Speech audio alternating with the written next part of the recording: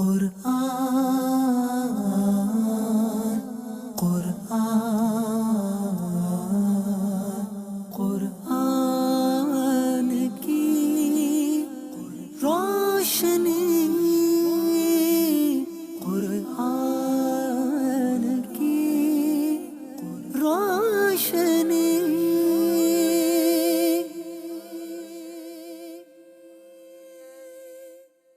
الحمدللہ رب العالمین والصلاة والسلام علی سید المرسلین اما بعد فاعوذ باللہ من الشیطان الرجیم بسم اللہ الرحمن الرحیم الصلاة والسلام علیکہ یا رسول اللہ الصلاة والسلام علیکہ یا حبیب اللہ الصلاة والسلام علیکہ یا نبی اللہ وعلا آلکہ وصحابکہ یا نور اللہ۔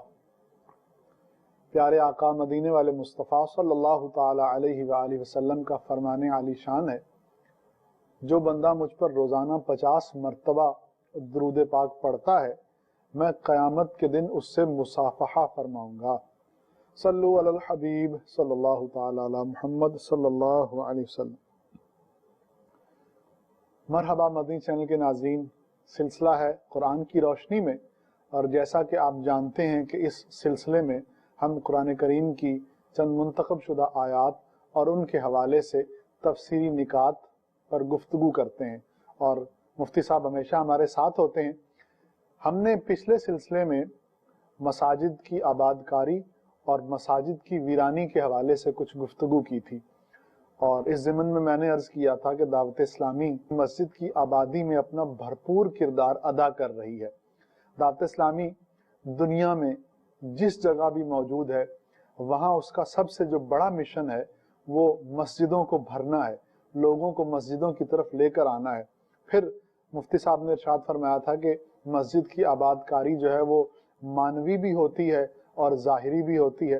مانوی جیسے دعوت اسلامی اجتماعات مساجد میں منعقد کرتی ہے، جمعرات کے جو اجتماع ہوتے ہیں وہ مساجد میں ہوتے ہیں۔ مانوی آباد کاری کی مثال دعوت اسلامی مدنی قافلے لے کر مساجد میں قیام کرتی ہے۔ پھر مدرسۃ المدینہ بالغان عموماً مساجد میں ہوتے ہیں، اجتماعات مساجد میں منعقد کیے جاتے ہیں۔ باقاعدہ ایک تحریک ہے جسے مسجد بھرو تحریک کہا جاتا ہے۔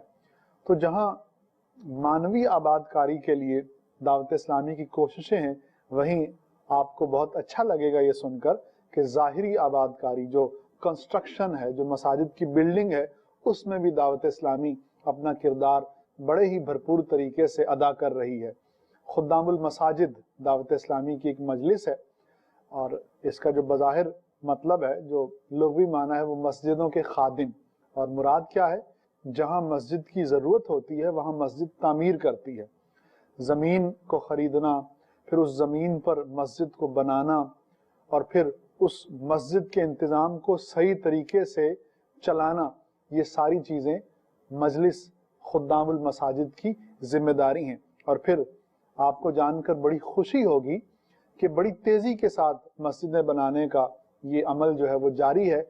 2015 اور 16 میری معلومات کے مطابق اس مجلس نے روزانہ کی بنیادوں پر 1 سے زائد مسجدیں جو ہیں وہ تعمیر کی ہیں، اور اگر سالانہ دیکھا جائے تو یہ 500 سے زیادہ کی تعداد بنتی ہے۔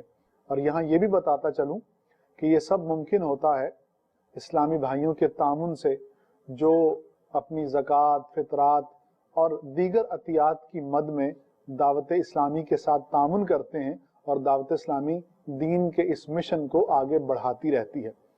میں چاہوں گا کہ ہم دوبارہ مساجد کے حوالے سے ہی گفتگو کریں۔ آپ کو یاد ہوگا کہ مفتی صاحب نے جب مسجد کی ویرانی کے حوالے سے گفتگو کی تھی تو فرمایا تھا کہ وہ لوگ جو اپنی اولاد کو مساجد میں جانے سے روکتے ہیں، وہ لوگ بھی ایک طرح سے مسجد کی ویرانی کے ذمہ دار ہیں۔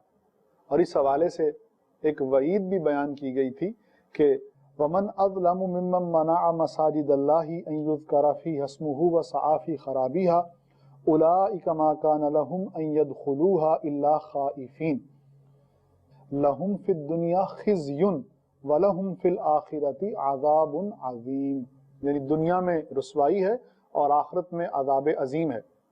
تو یہاں پر بات یہ ہے کہ جہاں مسجد کی ویرانی کرنے والوں کے لیے عذاب ہے، بربادی ہے، مسجدوں کو جو آباد کرتے ہیں ان کے لیے کیا فضیلت ہوگی؟ تو آئیے سب سے پہلے یہی سوال مفتی صاحب سے پوچھتے ہیں کہ مفتی صاحب وہ لوگ جو دامے در میں سخنے مسجدوں کے ساتھ تعاون کر کے ان کو آباد کرنے کی کوشش کرتے ہیں تو ان کے لیے کیا فضیلت وارد ہوئی ہے؟ بسم اللہ الرحمن الرحیم۔ دعوت اسلامی کی خدام المساجد کے حوالے سے جو آپ نے بیان کیا ہے، اس میں یہ بات بھی ہے کہ یہ ساری مساجد صرف پاکستان میں نہیں بلکہ بیرون ملک میں بھی ہیں۔ جیسے آپ ساؤتھ افریقہ میں آپ نے وقت گزارا ہے تو وہاں کتنی مساجد ہیں جو الحمدللہ دعوت اسلامی نے تعمیر کی۔ اسی طرح یو کے میں، اسی طرح امریکہ میں اور دیگر بہت سارے ممالک کے اندر الحمدللہ دعوت اسلامی نے مساجد تعمیر کی۔ اچھا، اب یہ کہ مسجدیں تعمیر کرنے کی فضیلت کیا ہے؟ مسجدیں تعمیر کرنا اللہ تعالیٰ کو بڑا محبوب ہے، کیونکہ مسجدیں اللہ کا گھر کہلاتی ہیں۔ مسجدیں اللہ کا گھر کہلاتی ہیں۔ مسجد کیا جی؟ اللہ کا گھر۔ اور کسی کا گھر تعمیر کریں تو اسے خوشی ہوتی ہے، اللہ تعالیٰ کا گھر تعمیر کریں تو اللہ تعالیٰ راضی ہوتا ہے۔ تو مسجدیں تعمیر کرنا بڑے ثواب کا کام ہے، اور اللہ تعالیٰ کے پیاروں کی سنت اور ان کا طریقہ، اور اللہ تعالیٰ نے انہیں باقاعدہ حکم ارشاد فرمایا کہ مسجدیں تعمیر کرو، اور جنہوں نے کی اللہ تعالیٰ نے ان کے فضائل بیان فرمائے۔ جیسے حضرت ابراہیم اور حضرت اسماعیل علیہ الصلاۃ والسلام کا واقعہ قرآن پاک کے اندر بڑی ان کی عظمت و شان کے ضمن میں بیان کیا گیا ہے۔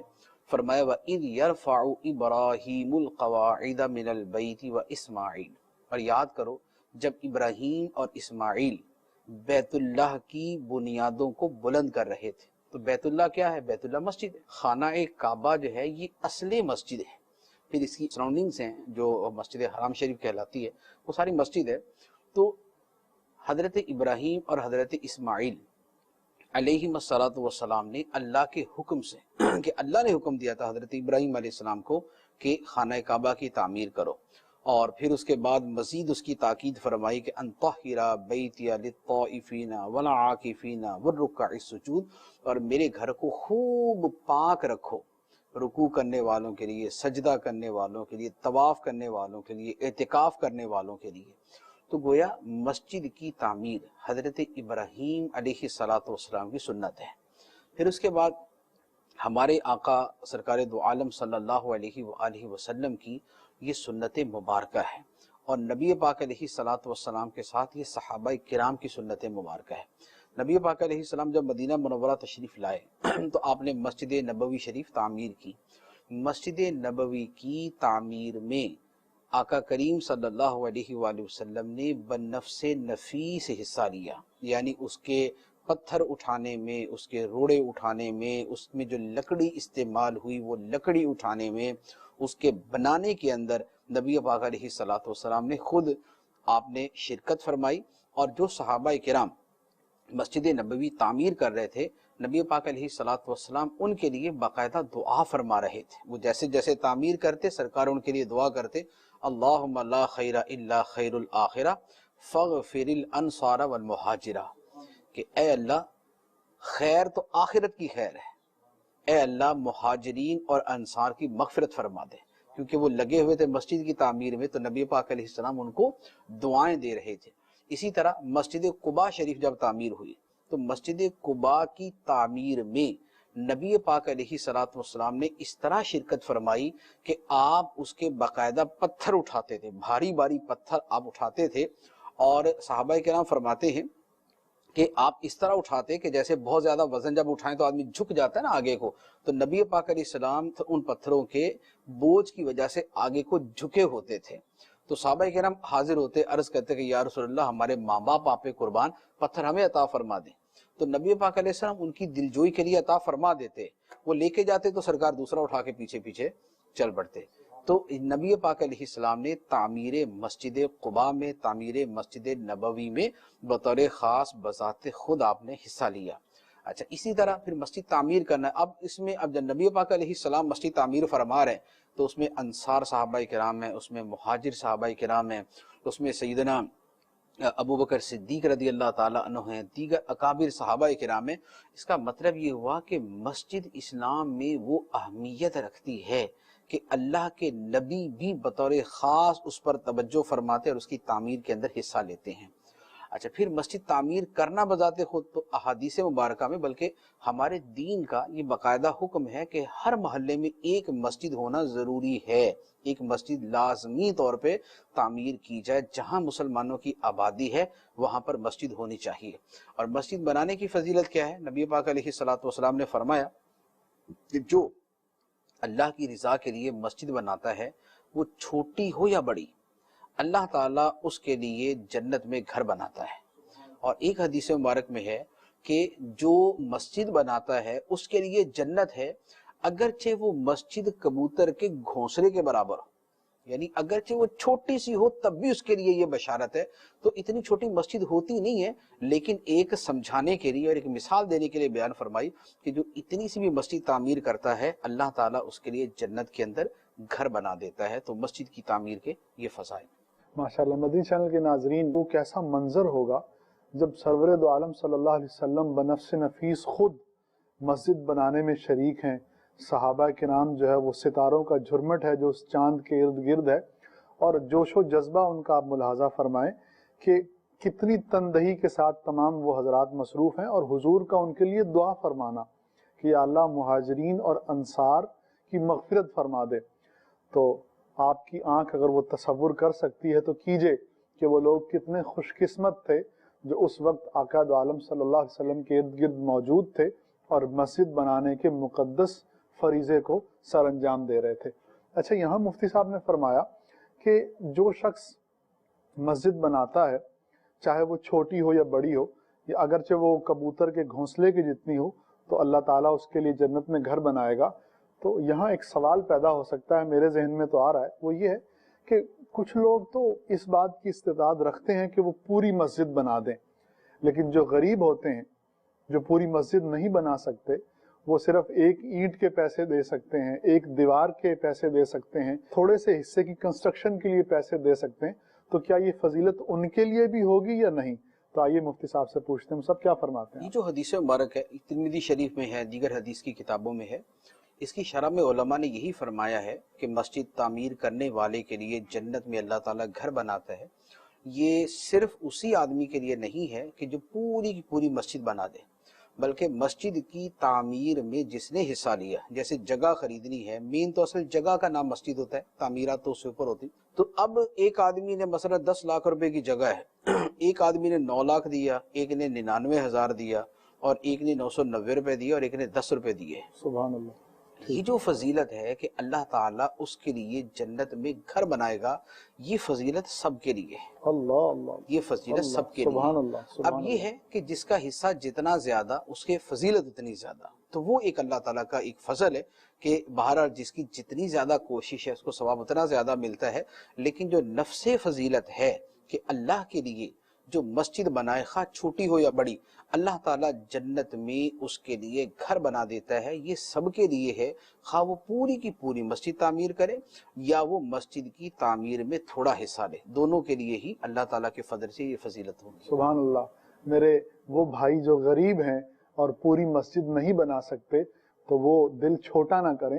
مفتی صاحب نے اس حدیث مبارکہ کی بڑی خوبصورت وضاحت فرما دی کہ جس طرح بھی جتنا بھی حصہ ہو سکے اگر آپ ملاتے ہیں، آپ بھی اس نفس فضیلت کے مستحق ہیں کہ آپ کے لیے بھی جنت میں اللہ سبحانہ و تعالی گھر بنائے گا۔ صدقہ جاریہ کی جو صورتیں ہوتی ہیں یہ اسی طرح بڑی شاندار ہوتی ہیں کہ ایک مرتبہ آدمی وہ نیکی کا کام کر لیتا ہے اور یا اسے ہمیشہ ثواب ملتا رہتا ہے یا بڑے عرصے تک ثواب ملتا رہتا ہے۔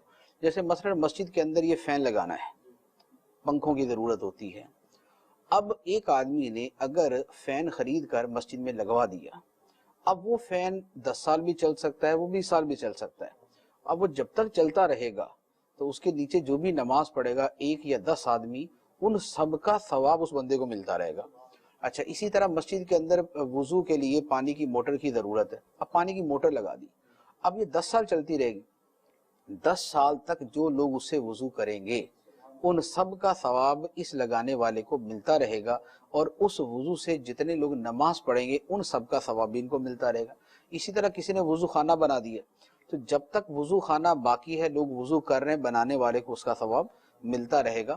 تو جو صدقہ جاریہ کی صورتیں ہوتی ہیں وہ اس طرح تلاش کرتے رہنا چاہیے. میں نے کچھ لوگوں کو دیکھا بھی ہے, ان کا بڑا ذوق ہوتا ہے, بعض اوقات وہ پوچھتے بھی ہیں کہ مثال کے طور پہ جی ہمارے والد صاحب فوت ہو گئی, ہماری والدہ فوت ہو گئی, تو کوئی وہ بتائیں کہ لمبے عرصے تک ثواب ملتا رہے. اب ہر جگہ تو مسجد نہیں بن رہی ہوتی کہ ان کو بولے جی مسجد کی تعمیر میں حصہ لے لیں, تو ان کو پھر اسی طرح جی پانی کی موٹر ہے وہ مسجد میں لگا دیں, یا مسجد کے اندر فین لگوا دیں, یا مسجد کے اندر کارپٹ بچھا دیں جس کے اوپر نماز پڑھی جائے گی. تو ایسی فیسلٹی اور ایسا صدقہ کہ جو مستقل بنیادوں پر جاری رہے گا, جب تک وہ جاری رہے گا اس کا ثواب ملتا رہے گا, تو ہو سکے تو ایسے کام تلاش کر کے جو ہے وہ کرتے رہنا چاہیے. اسی سے اب صدقہ جاریہ کی بات ہے تو ایک اور صورت ہے, جیسے علم دین حاصل کرتے ہیں لوگ, طلبہ علم دین حاصل کرتے ہیں, علم دین اگر کسی کو سکھا دیا تو جب تک اس کا علم باقی اور اس علم سے آگے نفع پہنچ رہا ہے, سکھانے والے کو اس کا ثواب ملتا رہتا ہے. سبحان اللہ. اچھا, اب ہر آدمی سکھا نہیں سکتا, ہر آدمی عالم نہیں ہے کہ دوسرے کو علم سکھا سکے, یا ہر آدمی کو اتنی معلومات نہیں کہ دوسرے تک پہنچا سکے. تو اب اگر وہ کسی طالب علم کے لیے علم دین حاصل کرنے میں سہولت کا ذریعہ بنتا ہے کہ ایک طالب علم کا مثلا خرچہ اٹھا لیا کہ جناب یہ 8 سال پڑھے گا, 8 سال کے اندر اس نے اس کے جو بھی اخراجات بنتے ہیں وہ میں ادا کروں گا, جو اس کو کتابیں چاہیے, اگر اسے لباس چاہیے, اسے جو ضروریات ہے میں اسے مہیا کروں گا. تو وہ اتنی بڑی کوئی مقدار نہیں بنتی. لیکن ایک طالب علم کہ جو کسی ایک کے اخراجات کی وجہ سے عالم دین بنا اور اس کی تعلیم میں رکاوٹ نہ آئی, اب اس سے ہو سکتا ہے لاکھوں لوگ فیض اٹھائیں, ہو سکتا ہے یہ مصنف بنے تو ہزاروں کتابیں لکھیں, ہو سکتا ہے کہ یہ دین کے کسی اور شعبے کے اندر جائے, یہ ایک ٹیچر بن جائے, یہ استاد بن جائے, اس کے ہزاروں شاگرد ہوں, آگے ان کے شاگرد, آگے ان کے شاگرد. تو نہ جانے ثواب کا کتنا بڑا ایک باب ہے جو کھل جاتا ہے اور کتنے عرصے تک کے لیے کھلا رہتا ہے. تو اس طرح جو ثواب جاریہ کے کام ہوں, مسجد کا ہے, مدرسے کا ہے, علم دین کی کتابیں دوسروں کو پہنچانے کا ہے, جیسے یہ تقسیم رسائل ہے کہ کتب کی تقسیم ہے, تو اگر یہ کتابیں تقسیم کرتے تو جب تک لوگ پڑھتے رہیں گے اس کا ثواب ملتا رہے گا. تو یوں ثواب کے جتنے کام ہیں ان کے اوپر توجہ رکھنی چاہیے. یعنی ثواب کی ہرس ہو تو آدمی بہت ساری چیزیں سوچتا ہے, جیسے پیسوں کی ہرس ہوتی ہے تو آدمی کو 50 کام سوچ جاتے ہیں نا, کہ اچھا صبح میں یہ نوکری کرنے کو تو شام میں ادھر چلا جاؤں گا, پارٹ ٹائم میں یہ جاب کروں گا, اوور ٹائم وہاں پر لگا دوں گا. تو آدمی جب ہرس ہوتی ہے, اگر مال کی بھی ہرس نہ ہو تو آدمی نوکری بھی دوسری کوئی نہ کرے. مال کی ہرس نہ ہو تو آدمی بولے میرا پیٹ ویسے ہی بھرا ہوا ہے ایک نوکری کر کے, تو مجھے کیا ضرورت ہے دوسری کرنے کی. لیکن ہرس ہوگی, طلب ہوگی, تو آدمی دوسرے کے لیے کوشش کرے گا. یہی معاملہ ثواب کا ہے. ثواب میں پتہ ہے کہ یہ عمل ثواب کا ہے, یہ لمبے عرصے تک ثواب ملتا رہے گا, لہذا یہ کرے گا. اس میں بڑے لمبے عرصے تک ثواب ہے تو یہ کرتا رہے گا. تو ثواب کے حوالے سے یہ ہرس ہونی چاہیے تاکہ جتنے زیادہ سے زیادہ ابواب بر ہیں, ابواب خیر ہیں, آدمی ان میں داخل ہو سکے. مفتی صاحب نے اتنی خوبصورت باتیں جو ہیں وہ ارشاد فرمائی ہیں اور ہمیں اتنی سجسشنز, اتنی تجاویز دے دی ہیں ثواب کمانے کے لیے اور صدقہ جاریہ کرتے ہوئے اپنے نامہ اعمال کو ہمیشہ کے لیے نیکیوں سے بھرنے کے لیے, کہ میں ان باتوں کو سمیٹ نہیں سکتا. مسجد بنائیں, مفتی صاحب نے ارشاد فرمایا کہ ملک بھی, بیرون ملک میں بھی دعوت اسلامی کی خدام المساجد یہ مجلس کام کر رہی ہے, مسجدیں تعمیر کر رہی ہیں. تو آپ دنیا کے جس کسی خطے میں ہیں دعوت اسلامی کے ساتھ تعاون کیجیے. ہماری ویب سائٹ پر ڈونیشن کا جو ہے وہ لنک موجود ہے, آپ وہاں جائیں اور وہ اپنی مطلوبہ معلومات فراہم کر کے دعوت اسلامی کو ڈونیٹ کر دیجیے. آپ مدرسہ بنا دیجیے, آپ جامعہ بنا دیجیے. مفتی صاحب نے جیسے فرمایا آپ طالب علم کے لیے کتابیں جو ہیں وہ آرگنائز کر سکتے ہیں. تو اس طرح کا ذہن بنائیے, پھر دیکھیے کہ آپ کس طرح سے دین کی خدمت کر سکتے ہیں. اور اس میں میٹھے اسلامی بھائیوں, نیت صرف اللہ سبحانہ و تعالیٰ کی رضا کی ہونی چاہیے.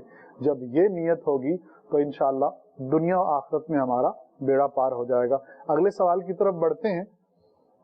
یہ آیت ہے 115 سورہ بقرہ ہے, وَلِلَّهِ الْمَشْرِقُ وَالْمَغْرِبُ فَأَيْنَمَا تُوَلُّوا فَثَمَّ وَجْهُ اللَّهِ إِنَّ اللَّهَ وَاسِعٌ عَلِيمٌ. ترجمہ, اور مشرق و مغرب سب اللہ ہی کا ہے, تو تم جدھر منہ کرو ادھر ہی اللہ کی رحمت تمہاری طرف متوجہ ہے. بے شک اللہ وسعت والا, علم والا ہے. یہ آیت کریمہ جو ہے وہ قبلہ کے متعلق ہے, اور اس آیت کریمہ میں یہ کہا جا رہا ہے کہ جس طرف منہ کر کے تم نماز پڑھو تمہاری نماز ہوگی اور تم وہیں اللہ سبحانہ و تعالیٰ کی رحمت کو اپنی طرف متوجہ پاؤ گے۔ تو یہاں پوچھتے ہیں مفتی صاحب سے کہ اس آیت کا جو سیاق و سباق ہے اور اس کا مطلب ہے وہ کیا ہے؟ اس آیت مبارکہ پر عام طور پہ ایک اشکال یعنی ایک سوال جو ہے وہ قائم کیا جاتا ہے کہ ہمیں تو حکم ہے خانہ کعبہ کی طرف منہ کرنے کا، نماز کے اندر ایسا نہیں ہے کہ مشرق و مغرب جدھر چاہے منہ کر لیں۔ تو یہ جو آیت مبارکہ ہے اس سے تو یہی ہے کہ للہ المشرق والمغرب فأینما تولوا فثم وجہ اللہ، مشرق و مغرب اللہ ہی کا ہے تو جدھر تو منہ کر لو ادھر ہی اللہ کی رحمت ہے۔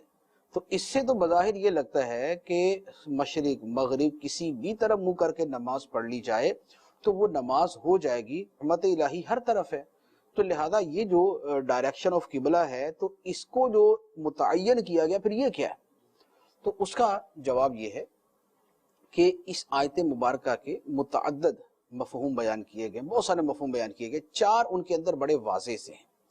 پہلی بات یہ ہے کہ اس آیت مبارکہ میں یہ نہیں فرمایا گیا کہ مشرق و مغرب اللہ کا ہے لہذا جدھر چاہو منہ کر کے نماز پڑھ لو، یعنی یہاں نماز کی بات نہیں کہ جدھر چاہو منہ کر کے نماز پڑھ لو نماز ہو جائے گی۔ یہ آیت ہے دعا کے بارے میں، ٹھیک کہ مشرق و مغرب سب اللہ کا ہے، تو دعا مانگتے ہوئے قبلے کی طرف منہ کرنا کوئی ضروری نہیں، خانہ کعبہ کی طرف منہ کرنا ضروری نہیں ہے۔ ایک ادب ہے کہ دعا کرتے ہوئے بھی خانہ کعبہ کی طرف منہ ہو، ایک ادب کا تقاضا ہے، لیکن دعا میں اس کی کوئی تعین نہیں۔ آدمی کا منہ مشرق کی طرف ہے، آدمی کا منہ مغرب کی طرف ہے، آدمی اپنے بستر پہ لیٹا ہے منہ اس کا آسمان کی طرف ہے، آدمی کسی ایسی ظلم اور زیادتی کا شکار ہے کہ جناب اسے الٹا لٹا کے اس کی گردن کے اوپر بھی کسی نے پاؤں رکھا ہوا ہے، جس حالت میں بھی وہ اللہ سے دعا کرے گا اللہ کی رحمت اس کی طرف متوجہ ہے۔ سبحان اللہ۔ تو یہ آیت مبارکہ دعا کے حوالے سے ایک۔ دوسرا اس کا مطلب یہ ہے کہ جب قبلہ تبدیل ہوا یعنی بیت المقدس سے خانہ کعبہ کی طرف قبلے کا حکم دیا گیا، اس پر لوگوں نے اعتراض کیا۔ ان کا اعتراض یہ تھا کہ یہ کیا بات ہوئی جی، کبھی ادھر منہ کر کے نماز پڑھ لی کبھی ادھر منہ کر کے نماز پڑھ لی، کیونکہ قبلہ جو ہے یہ 2 مرتبہ تبدیل ہوا۔ جب نبی پاک علیہ الصلوۃ والسلام مکہ مکرمہ میں تھے تو ایک قول تو یہ ہے کہ نبی پاک علیہ السلام خانہ کعبہ کی اس سمت میں کھڑے ہوتے جدھر سے خانہ کعبہ کی طرف بھی منہ ہو جائے اور آگے بیت المقدس کی طرف بھی منہ ہو جائے، اور ایک قول یہ ہے کہ مکہ مکرمہ میں ہجرت سے پہلے خانہ کعبہ ہی قبلہ تھا۔ نبی پاک علیہ السلام جب مدینہ منورہ گئے تو آپ نے بیت المقدس کی طرف منہ کیا، اللہ کا حکم، یعنی اب قبلہ تبدیل ہو گیا اس اعتبار سے، اس دوسرے قول کے۔ پھر تیسری مرتبہ بیت المقدس سے خانہ کعبہ کی طرف کر دیا گیا، تو اس پر انہوں نے اعتراض کیا کہ یہ کیا جی، کبھی ادھر شروع کر دیتے، کبھی ادھر نماز کبھی ادھر نماز۔ تو اس پر اللہ تعالیٰ نے فرمایا للہ المشرق والمغرب، سبحان اللہ، کہ یہ جو ڈائریکشنز ہیں ان کی اپنی کیا حیثیت ہے، ٹھیک، مشرق ہے یا مغرب ہے، شمال ہے یا جنوب ہے، یہ ان کی اپنی بذات خود کوئی حیثیت نہیں ہے، یہ تو سب اللہ کی ہیں، اور یہ اللہ کا اختیار ہے اور اس کی قدرت ہے کہ وہ جدھر چاہے وہ اسے قبلہ بنا دے۔ تو لہذا چاہے تو وہ مشرق کی طرف منہ کرنے کا حکم دے دے، چاہے وہ مغرب کی طرف منہ کرنے کا حکم دے دے۔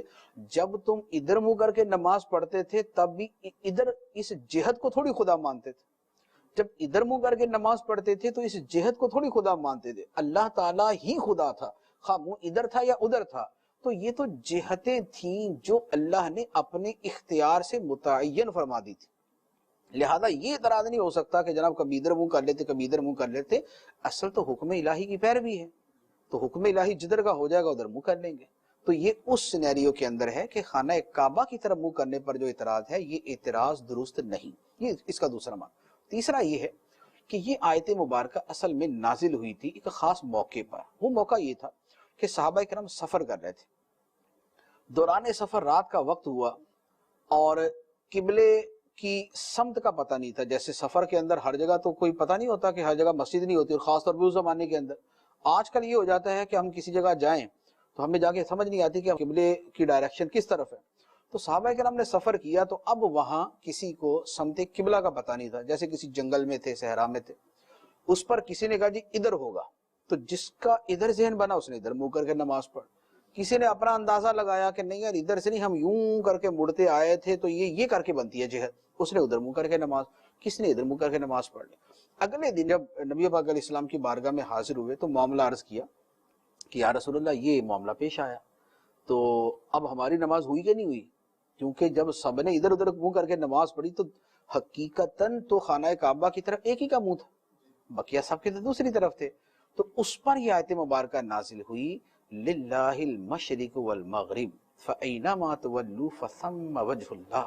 سبحان اللہ. مشرق و مغرب اللہ ہی کا ہے, تو تم جدھر منہ کرو ادھر ہی اللہ کی رحمت تمہاری طرف متوجہ ہے. یعنی مراد یہ ہے کہ جب خانہ کعبہ کی سمت تمہیں معلوم نہ ہو اور معلوم ہونے کا ذریعہ بھی نہ ہو, اس وقت تحری کرو یعنی سوچو, اور جدھر تمہاری سوچ کا رجحان ہو, غالب گمان ہو, اسی طرح منہ کر کے نماز پڑھ لو تو تمہاری نماز ہو جائے گی. تو یہ آیت مبارکہ خاص اس صورت میں ہے کہ جب قبلے کی سمت معلوم نہ ہو اور اس وقت پھر تحری کر کے آدمی نماز پڑھ لے تو نماز ہو جاتی ہے. تو اس اعتبار سے اس کے اوپر کوئی کلام نہیں ہے. چوتھا معنی اس کا علماء نے یہ بیان فرمایا ہے, وہ فرمایا کہ یہ آیت مبارکہ ہے جب کوئی آدمی حالت سفر میں ہو, شہر سے باہر ہو اور سواری پر سوار ہو اور نفل پڑھنے ہو اس نے. ٹھیک. تو جیسے حالت سفر میں آدمی جیسے اگر کوئی گھوڑے پہ جا رہا مثلا, تو اب درمیان میں اس کی سواری جس طرف کو منہ کر کے جا رہی ہے نفل وہ اسی طرف کو منہ کر کے پڑے گا. مثال کے طور پہ ہمارے لیے بھی یہ ہے کہ اگر ہم بس میں سفر کر رہے ہیں, بس میں سفر میں فرض ہمیں اتر کے ہی پڑھنے پڑیں گے, واجب اور سنت فجر ہمیں گاڑی سے اتر کے ہی پڑھنی پڑیں گی, یا گاڑی کھڑی ہو بالکل ساکت ہو اور پھر ہم اس کے اوپر جہت قبلہ کی طرف منہ کر کے پڑھیں. لیکن نفل میں یہ حکم نہیں. نفل میں اس کی اجازت ہے کہ گاڑی جس طرف جا رہی ہے, کار ہے, بس ہے, جس طرف جا رہی ہے آدمی ادھر کو ہی منہ کر کے نماز پڑھے, حالانکہ گاڑی کبھی ادھر کو مڑے گی, کبھی ادھر کو مڑے گی, کبھی ادھر کو مڑے گی. تو یہ آیت مبارکہ ہے نفل کے بارے میں, حالت سفر میں, سواری کے اوپر. تو اس اعتبار سے اس کا یہ یہاں پر آیت مبارکہ میں فرمائے گی. تو اس کے اوپر یہ سوال نہیں بنے گا کہ خانہ کعبہ کی پھر تعین کہاں رہی جب یہ اجازت دے دی گئی کہ جدھر چاہو منہ کر لو, ادھر ہی اللہ تعالیٰ کی رحمت متوجہ ہے. سبحان اللہ. مدنی چینل کے ناظرین, مفتی صاحب نے تحری کے بارے میں فرمایا. بہت سے اسلامی بھائی سفر پر نکلتے ہیں, دوران سفر انہیں سمت کا اندازہ نہیں ہوتا, تو دین اسلام نے اپنے ماننے والوں کے لیے عبادت کے معاملے میں کیسی کیسی سہولتیں فراہم کی ہیں. دوران سفر اگر آپ قبلے کی سمت نہیں جانتے تو آپ کے لیے تحری کا آپشن ہے. آپ غور کیجئے اور جس طرف آپ کا دل جمے آپ اس طرف رخ کر کے نماز پڑھ لیجئے. آپ کا یہ نماز پڑھنا گویا کہ ایسا ہی ہوگا کہ آپ قبلہ رخ نماز پڑھ رہے ہیں, اور انشاءاللہ العزیز آپ کی نماز جو ہے وہ درست ہوگی اور ویلڈ ہوگی. مدنی چینل کے ناظرین, بڑھتے ہیں اگلے سوال کی طرف. آیت کا نمبر ہے 121 اور آیت کریمہ ہے کہ الذین آتیناہم الکتاب یتلونہ حق تلاوتہ اولئک یؤمنون بہ ومن یکفر بہ فاولئک هم الخاسرون. ترجمہ, وہ لوگ جنہیں ہم نے کتاب دی ہے تو وہ اس کی تلاوت کرتے ہیں جیسا تلاوت کرنے کا حق ہے, یہی لوگ اس پر ایمان رکھتے ہیں, اور جو اس کا انکار کریں تو وہی نقصان اٹھانے والے ہیں. اچھا مصعب, اس آیت کریمہ کے حوالے سے دو باتیں کہ اس میں کتاب سے کیا مراد ہے, اور یہ جو تلاوت کا حق کہا گیا تو اس سے کیا مراد ہے؟ یہ جو آیت مبارکہ ہے یہاں تو کتاب سے مراد ہے تورات شریف, کیونکہ یہ سیاق و سباق چل رہا ہے یہودیوں کے حوالے سے, اور ان کے حوالے سے بیان ہوا الذین آتیناہم الکتاب, وہ لوگ کہ جنہیں ہم نے کتاب عطا فرمائی, یتلونہ حق تلاوتہ, وہ اس کی ایسی تلاوت کرتے ہیں جیسے تلاوت کرنے کا حق ہے. اولئک یؤمنون بہ, تو وہی لوگ ہیں جو اس پر ایمان رکھتے ہیں. تو یہاں اس سے مراد وہی لوگ کہ جنہیں تورات عطا کی گئی اور وہ اس کی تلاوت کرتے ہیں جیسے تلاوت کا حق ہے, یعنی جو اس میں حکم دیا گیا ہے اسے مانتے ہیں اور اس پر عمل کرتے ہیں.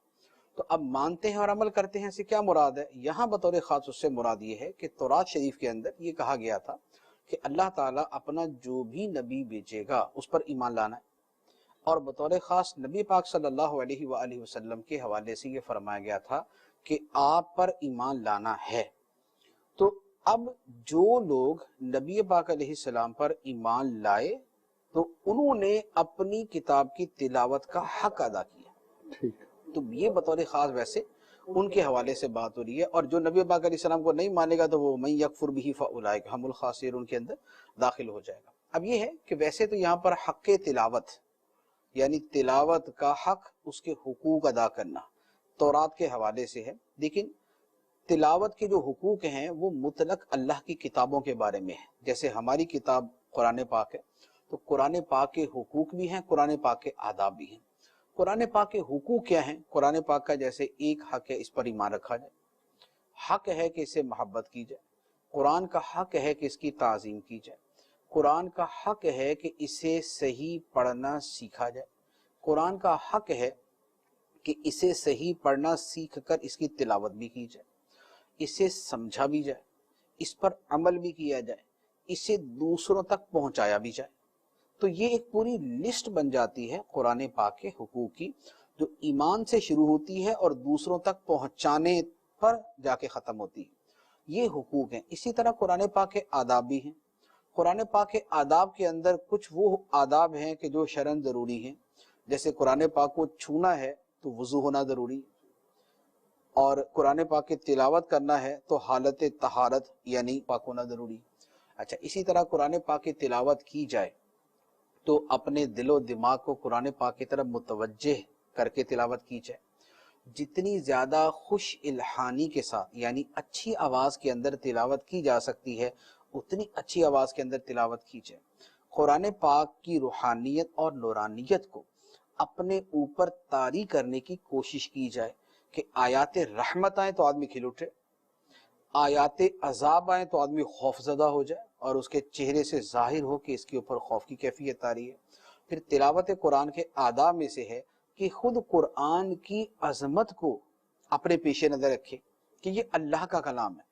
جیسے بزرگان دین کے بارے میں ملتا ہے کہ قرآن پاک کی تلاوت جب کرنے لگتے تو پہلے کہتے کہ ہذا کلام اللہ، ہذا کلام ربی، یہ میرے رب کا کلام ہے، یہ اللہ کا کلام. قرآن پاک کو بوسہ دیتے، اس کے بعد قرآن پاک کو کھول کے پڑھتے. قرآن پاک کو پڑھتے تو گریہ طاری ہوتا، قرآن پاک کو پڑھتے تو روتے. تو یہ قرآن پاک کی عظمت کے احساس کے ساتھ. اچھا، اسی طرح اس میں یہ بھی آ جائے گا کہ قرآن پاک کی تلاوت میں اللہ کی عظمت کو پیش نظر رکھا جائے سبحان اللہ. کہ اللہ کا کلام ہے جس کی میں تلاوت کر رہا ہوں. تو یوں قرآن پاک کے حقوق بھی ہیں اور ان کے آداب بھی ہیں.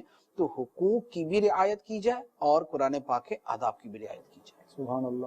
قرآن پاک کے حقوق کی بھی رعایت کی جائے اور آداب کی بھی رعایت کی جائے. اور یقین مانیے جو قرآن کریم کے حقوق اور آداب کی رعایت کرتے ہوئے قرآن کی تلاوت کرتا ہے تو وہی صحیح طریقے سے قرآن کے نور سے فیضیاب ہو سکتا ہے. آپ جانتے ہیں کہ صاحب نے ارشاد فرمایا تھا کہ جب دل سخت ہو جاتے ہیں تو اس کے لیے آقا دو عالم صلی اللہ علیہ وسلم نے چند علاج تجویز فرمائے ہیں. ان میں سے ایک ہے قرآن کی تلاوت کرنا. لیکن یہاں پر ایک بات میں بتانا چاہوں گا کہ قرآن اگر فہم کے ساتھ تلاوت کیا جائے یعنی سمجھ کر تلاوت کیا جائے تو اس کا فائدہ بہت زیادہ ہوتا ہے. لیکن جو سمجھ کر نہیں تلاوت کرتے تو انہیں بھی دل چھوٹا کرنے کی ضرورت نہیں ہے.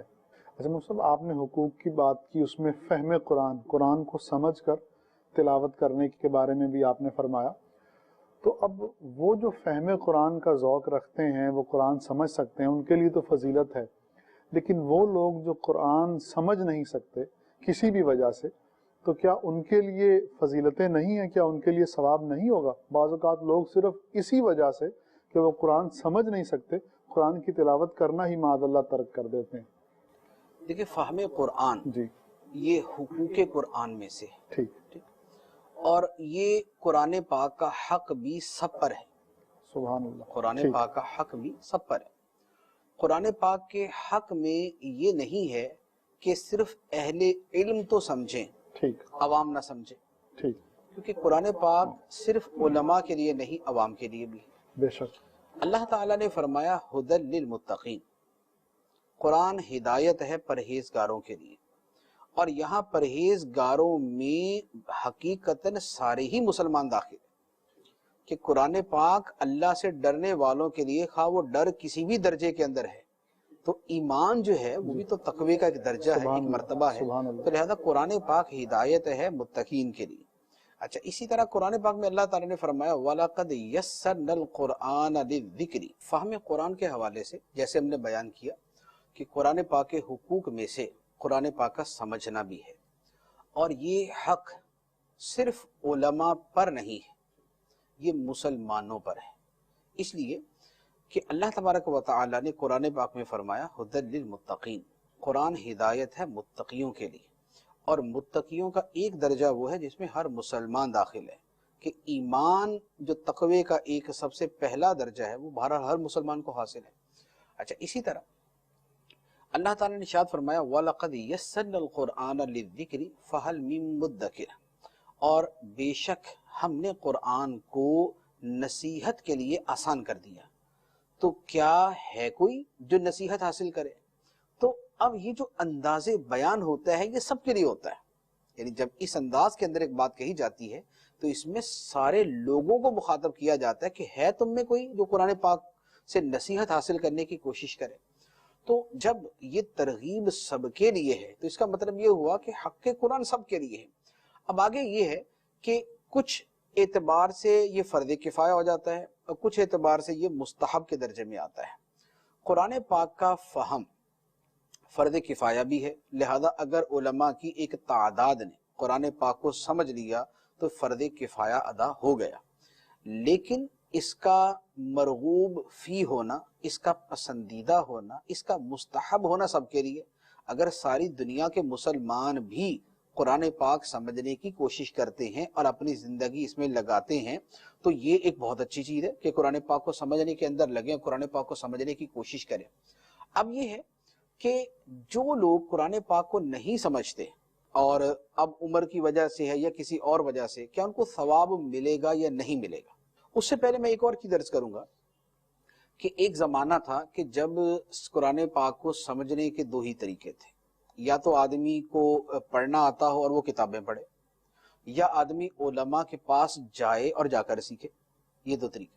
لیکن آج کے زمانے میں فہم قرآن کے دیگر بہت سے ذرائع پیدا ہو چکے ہیں، جی جیسے مثال کے طور پہ یہ ہمارا جو سلسلہ چل رہا ہے، جی یہ سلسلہ اصل تو فہم قرآن کے اعتبار سے بے شک، اصل تو اس کا موضوع فہم قرآن ہے، جی تو اب اس میں جو یہ سلسلہ دیکھتا ہے وہ قرآن پاک کی آیت کو سنتا ہے، اس کے معنی کو سمجھتا ہے اور اس کے اوپر جو مزید تفصیلی چیزیں ہیں ان کا وہ علم حاصل کرتا ہے۔ یا اسی طرح مدنی چینل کا سلسلہ فیضان قرآن، فیضان قرآن کیا ہے؟ اصل تو وہ تفہیم قرآن ہے، قرآن پاک سمجھانے کی صورت ہے۔ تو اب چونکہ یہ ذرائع بھی موجود ہیں کہ جن کے ذریعے بڑی آسانی سے قرآن پاک کو سمجھا جا سکتا ہے، یا دعوت اسلامی کے ماحول کے اندر جیسے مدنی انعامات میں سے ایک مدنی انعام ہے کہ قرآن پاک کی 3 آیتیں بما ترجمہ اور تفسیر کے روزانہ پڑھی جائیں یا سنی جائیں۔ اب جو مدنی حلقے لگتے ہیں جس میں اگر 10 آدمیوں کو پڑھنا نہیں آتا، ایک کو پڑھنا آتا ہے، تو جس کو پڑھنا آتا ہے وہ پڑھ کے سنا رہا ہے، دوسرے سن رہے ہیں۔ اب خواہ وہ خزائن العرفان سے پڑھا جاتا ہے یا تفسیر صراط الجنان سے پڑھا جاتا ہے، تو اب ان کے لیے فہم قرآن اس ذریعے سے حاصل کرنا آسان ہے کہ کسی نہ کسی درجے کے اندر کسی نہ کسی حد تک قرآن پاک کی ایک مقدار کا فہم تو ان کو حاصل ہو رہا ہے۔ تو لہذا ایک جو ایکسکیوز تھا، ایک جو عذر تھا لوگوں کے لیے کہ بھئی فہم قرآن کے لیے یا تو ہمیں پڑھنا آنا چاہیے یا ہم علماء کے پاس جائیں، اب یا تو ہمیں پڑھنا نہیں آتا یا علماء ہیں نہیں، یا ہیں تو ہم ان کے پاس جا نہیں سکتے، تو اب اس کے دوسرے ذرائع موجود ہیں کہ مدنی چینل تو گھر بیٹھے آپ کو قرآن پاک سکھا رہا ہے، تو لہذا اس ذریعے سے فہم قرآن حاصل کرے کہ جو اس کی عظمت ہے، جو اس کی فضیلت ہے وہ بہت زیادہ، وہ ایسی نہیں ہے کہ اسے اوائڈ کیا جائے۔ بزرگان دین نے فرمایا کہ ایک آیت کو سمجھ کے پڑھنا پوری سورہ بقرہ پڑھنے سے زیادہ فضیلت رکھتا ہے۔ سبحان اللہ۔ تو اب ایک آدمی نے صرف سورۃ البقرہ کی پہلی جو آیت ہے الف لام میم ذالک الکتاب لا ریب فیہ ھدی للمتقین، مثلا یہ جو اجزاء ہیں ان کو سمجھ کے پڑھ لیا، یہ پوری سورہ بقرہ پڑھنے سے افضل ہے، تو اس سے بڑھ کر کیا ثواب ہوگا؟ اتنا عظیم ثواب ہے تو اس کے حصول کی کوشش کرنی چاہیے۔ اچھا اب یہ کہ جسے فہم نہیں ہے اور وہ ویسے ہی قرآن کی تلاوت کرتا ہے، جیسے ہماری اکثریت ہے کہ قرآن پاک جب تلاوت کر رہے تو ان کو ایک لفظ کا ترجمہ نہیں آتا لیکن پڑھ رہے، کیا ان کو بھی ثواب ملے گا یا نہیں؟ کیا ان کو فضیلت ملے گی یا نہیں؟ تو قرآن پاک کا معاملہ ایسا نہیں کہ جس کا ثواب اس کے فہم پر موقوف ہو، ایسا نہیں، بعض لوگ فہم قرآن پہ اتنا زور دیتے ہیں کہ معاذ اللہ محض تلاوت قرآن کو ایک قسم کا محض دماغی رٹا یا دماغی مشق اور یا معاذ اللہ اسے ایک جو ہے نا وہ بے مقصد اور بے ثواب کا وہ کام سمجھتے ہیں۔ یہ تصور انتہائی غلط ہے، یہ تصور انتہائی غلط ہے۔ بزرگان دین نے ترغیب کے لیے، فہم قرآن کی ترغیب کے لیے مثالیں ضرور ایسی بیان فرمائی ہیں کہ ایک بادشاہ کا خط آئے اور کوئی اس خط کو دہراتا تو رہے لیکن جو اس میں لکھا ہو اسے نہ سمجھے نہ اس پہ عمل کرے تو گویا اس نے اس خط کا حق ہی ادا نہیں کیا۔ بزرگان دین کی جو ایسی مثالیں ہیں وہ ایک ترغیب دینے کے لیے ہیں، وہ ایک سمجھانے کے لیے، اس کا یہ مطلب نہیں ہوتا کہ ایز اٹ از وہی والا حکم اس کی بندے کے اوپر لگ جائے گا کہ کسی کا خط پڑھا اور بس پڑھتا ہی رہا، نہ اسے سمجھا نہ اس پر عمل کیا تو لہذا بادشاہ ناراض ہو جائے گا کہ میرا خط آیا تھا تو نے عمل ہی نہیں کیا۔ قرآن پاک کا معاملہ ایسا نہیں۔ قرآن پاک میں جو فہم حاصل کرتا ہے، عمل کرتا ہے، یقیناً اس کا مرتبہ بلند ہے، لیکن قرآن اللہ کا کلام ہے، اس کی محض تلاوت جو بغیر فہم کے ہے، بغیر سمجھ کے ہے، وہ بھی باعث ثواب ہے، وہ بھی باعث ثواب ہے۔ نبی پاک صلی اللہ تعالیٰ علیہ وآلہ وسلم نے ارشاد فرمایا کہ قرآن پاک کا جو ایک حرف تلاوت کرتا ہے اسے 10 نیکیاں ملے گی، اور میں نہیں کہتا الف لام میم ایک حرف ہے، الف ایک حرف، لام ایک حرف اور میم ایک حرف۔ اب یہاں پر دو باتیں۔ پہلی بات، نبی پاک علیہ السلام نے جو ثواب بیان کیا، یہ ثواب تلاوت پر بیان کیا ہے، فہم پر بیان نہیں کیا۔ یہ نہیں فرمایا کہ جو 3 الفاظ 3 حروف کو سمجھ لے اسے 30 نیکیاں، جو ایک حرف کو سمجھ لے اسے 10 نیکیاں۔ فرمایا جو ایک حرف پڑھ لے، تلاوت کر لے، اسے 10 نیکیاں۔ ایک بات۔ دوسرا یہ ہے کہ الف لام میم کی سمجھ ہے کسے؟ جس کے اوپر ثواب بیان کیا، الف لام میم پر 10 10 10 30 نیکیاں ہیں، تو الف لام میم کی سمجھ کسے؟ تو اگر ہر ثواب فہم پر موقوف ہے تو اس کا مطلب یہ ہوا کہ الف لام میم پڑھنے کا ثواب تو کسی کو بھی نہیں ملے گا نا، کیونکہ اس کا فہم تو بہرحال جو ہے وہ خواص الخواص کو ہی ہے، اس کے علاوہ کسی کو بھی نہیں ہے۔ تو اس کا مطلب یہ ہوا کہ یہ ثواب سے نکل جانا چاہیے، حالانکہ اس پر نبی پاک علیہ السلام نے بطور خاص بیان فرمایا، سبحان اللہ، اس کو بطور خاص بیان فرمایا کہ اس پر 10 10 نیکیاں ملتی ہیں۔ تو یہ 10 10 نیکیاں اس پر جو مل رہی ہیں وہ کیا ہے؟ وہ بغیر فہم کے تو ہیں۔ تو جیسے اس پر 10 10 نیکیاں بغیر فہم کے، اسی طرح بقیہ قرآن پڑھیں گے اس پر بھی بغیر فہم کے ثواب ملے گا۔ پھر اسی طرح ایک واقعہ بڑا خوبصورت کتابوں میں لکھا ہوا، امام احمد بن حنبل رضی اللہ تعالی عنہ نے اللہ تعالیٰ کا دیدار کیا خواب میں، سبحان اللہ، تو عرض کی کہ اے اللہ، تیرا قرب حاصل کرنے کا سب سے بہترین ذریعہ کیا ہے؟ اللہ تعالیٰ نے فرمایا میرا کلام پڑھنا، یعنی تلاوت قرآن، قرآن پڑھنا میرے قرب حاصل کرنے کا سب سے بڑا ذریعہ۔ عرض کی یا اللہ سمجھ کے یا بغیر سمجھے؟ فرمایا دونوں طرح۔ سبحان اللہ، اللہ تعالیٰ نے فرمایا دونوں طرح، جی، سمجھ کے پڑھو بغیر سمجھ کے پڑھو، دونوں صورتوں میں تلاوت قرآن سے خدا کا قرب ملتا ہے۔ اور قرآن واقعی ایسی چیز ہے کہ اس کی ایک بہت بڑی فضیلت ہے جس کا تعلق فہم کے ساتھ ہے، لیکن اس کی تمام تر فضیلتوں کا تعلق فہم کے ساتھ نہیں ہے۔ قرآن پاک کو جو بنظر محبت دیکھتا ہے اسے بھی ثواب ہے، سبحان اللہ، جو چھوتا ہے اسے بھی ثواب ہے۔ بے شک، تو قرآن پاک کو دیکھنا عبادت ہے، اسے چھونا عبادت ہے، دیکھنے پر ثواب، چھونے پر ثواب ہے۔ تو دیکھنے میں کون سا فہم ہوتا ہے، چھونے میں کون سا فہم ہوتا ہے؟ تو لہذا قرآن پاک کو جو بھی محبت سے پڑھتے ہیں، اگر نہیں بھی سمجھ تو یہ نہ ہو کہ فہم کی باتیں سن کے وہ جو ہے وہ تلاوت سے ہی جاتے رہے، تلاوت کو جاری رکھنا چاہیے۔ ہاں صحیح تلاوت کی بھارت ضرور کوشش کرنی چاہیے، یہ نہ ہو کہ تلاوت کرنے نہیں آتی اور غلط پڑھے جا رہے ہیں تو اس میں پھر گناہ کا اندیشہ زیادہ ہے۔ سبحان اللہ۔ مدنی چینل کے ناظرین، قرآن کی صحیح تلاوت کی ضرورت ہے اور قرآن کے فہم کی بھی ضرورت ہے۔ صحیح تلاوت کے لیے دعوت اسلامی نے ہمیں مدرسۃ المدینہ بالغان دیا ہے۔ اگر آپ بالغ ہو چکے ہیں، بڑے ہو چکے ہیں، آپ جو ہے وہ اب صبح کے وقت میں آپ اب جو ہے وہ باقاعدہ وقت نہیں دے سکتے، تو اپنے قریبی مدرسۃ المدینہ بالغان کو ڈھونڈیے، جہاں دعوت اسلامی کے اسلامی بھائی جو ہیں وہ قرآن پڑھاتے ہیں اور فی سبیل اللہ پڑھاتے ہیں۔ رہ گئی فہم قرآن کی بات، تو دعوت اسلامی نے فہم قرآن، قرآن کو سمجھنے کے بہت سے آسان ذریعے ہمارے لیے مہیا کر دیے ہیں۔ تفسیر صراط الجنان آپ دیکھ رہے ہوں گے، یہ اس دور کی تفاسیر میں سے شاید بلا مبالغہ سب سے آسان تفسیر ہے، جسے سمجھنا عالم کے لیے تو آسان ہے ہی، لیکن ایک عام اسلامی بھائی وہ بھی اسے بڑی آسانی سے سمجھ سکتا ہے اور قرآن کے مضامین کو سمجھ کر انشاءاللہ پھر اس میں ان مضامین پر عمل کرنے کا جذبہ بھی پیدا ہوگا۔ اگر آپ پڑھنا نہیں جانتے تو دل چھوٹا نہ کریں۔